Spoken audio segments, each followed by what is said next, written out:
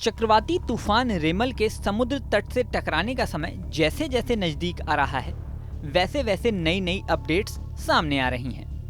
पहले मौसम विज्ञान विभाग यानी IMD ने बताया था कि बंगाल की खाड़ी में उठा रेमल चक्रवाती तूफान या साइक्लोन 26 मई को पश्चिम बंगाल के तटों से टकरा सकता है।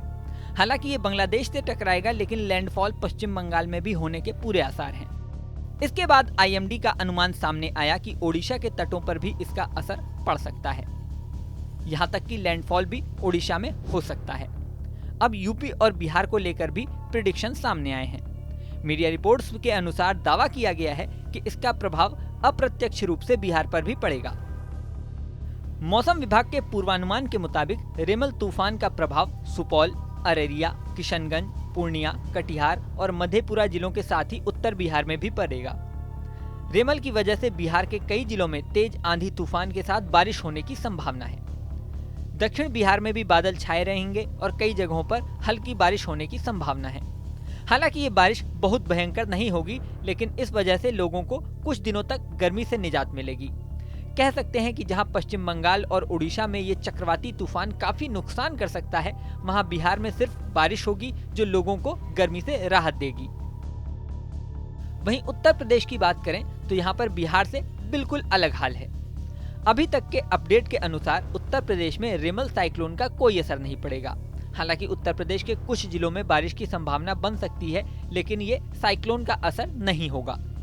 साइक्लोन के असर के हिसाब से देखें तो IMD ने 26 मई को मिजोरम, त्रिपुरा और दक्षिण मणिपुर में, 27 और 28 मई को असम और मेघालय, अरुणाचल प्रदेश, नागालैंड, मिजोरम, मणिपुर और त्रिपुरा में कई स्थानों पर भारी बारिश की आशंका जताई है।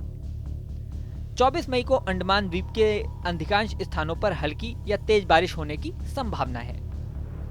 यहाँ ये बात भी महत्वपूर्ण है कि मानसून पर भी साइक्लोन असर डाल सकता है, लेकिन क्या असर डालेगा ये अभी पूरी तरह से साफ नहीं है। मौसम विभाग के अनुसार तूफान का मानसून पर कितना असर पड़ेगा, इसकी सही जानकारी तूफान के टकराने के बाद ही मिलेगी।